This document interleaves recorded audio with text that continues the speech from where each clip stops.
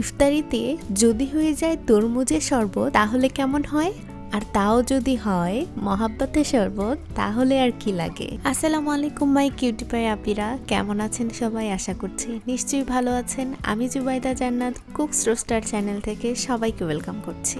আজকে আমি আপনাদেরকে নতুন ট্রিক্সে মহাব্বতে শরবত বানিয়ে দেখাবো। চলুন তাহলে আমার স্টাইলে মহাব্বতে শরবত দেখে নেওয়া যাক। প্রথমে আমি একটা মিডিয়াম সাইজের তরমুজের 4 ভাগের 1 ভাগ নিয়ে নিয়েছি। এই 1 ভাগের অর্ধেক দিয়ে আমি আজকে মহাব্বতে শরবত করে দেখাবো। আমি আজকে 2 গ্লাসের কোয়ান্টিটি অনুযায়ী করেছি। 2 গ্লাসে আমি একটু বেশি তরমুজ নিয়েছি। আপনারা যদি চান টেস্টটা আরো বেশি পেতে তাহলে আপনারা আমার মতন বেশি বেশি তরমুজ দিয়ে করবেন। ভালো করে আমি এখন তরমুজটাকে কিউব কিউব করে কেটে নিচ্ছি। আপনারা নিশ্চয়ই দেখতে পাচ্ছেন আমি কিভাবে কেটেছি।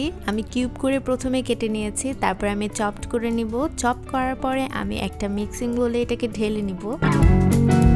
তারপর দিয়ে দিব আমি 2 টেবিল চামচ চিনি দিয়ে ভালো করে মিক্সড করে নিব। আমি 2 গ্লাসের জন্য এখানে 2 টেবিল চামচ চিনি দিয়েছি, আপনারা চিনির পরিমাণটা বাড়িয়ে নিতে পারেন।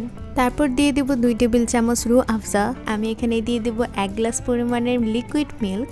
আমি এখানে 2 জনের কোয়ান্টিটি করেছি, তবে আমি এখানে 1 গ্লাস দিয়েছি, তার কারণ আমি তরমুজের কোয়ান্টিটিটা অনেক বেশি দিয়েছিলাম, তার জন্য এখানে আমার 2 গ্লাস হয়ে যাবে। তার সাথেও দিয়েছিলাম আমি এখানে 4-5 টুকরো আইস কিউব, বরফের টুকরো দিয়েছিলাম। ঠান্ডা ঠান্ডা মহাব্বতে শরবত খাওয়ার জন্য আপনারা কিন্তু আইস কিউব দিতে একদমই ভুলবেন না। এই পর্যায়ে কিন্তু তরমুজের বিচিগুলো উপরে ভেসে উঠবে। আপনারা চেষ্টা করবেন তরমুজের বিচিগুলো উঠিয়ে ফেলার, তাহলে দেখতে আরো সুন্দর লাগবে।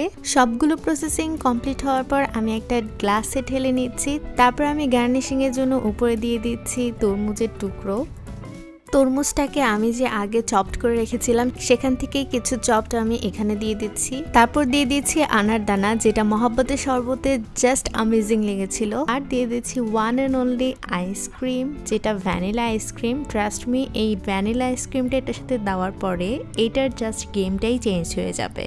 রেডি হয়ে গেল the famous one and only মহাব্বতে শরবত, যেটা আমার স্টাইলে। আজকের ভিডিওটা এই পর্যন্তই। সবাই ভালো থাকবেন, সুস্থ থাকবেন, আমার জন্য দোয়া করবেন। আল্লাহ হাফেজ।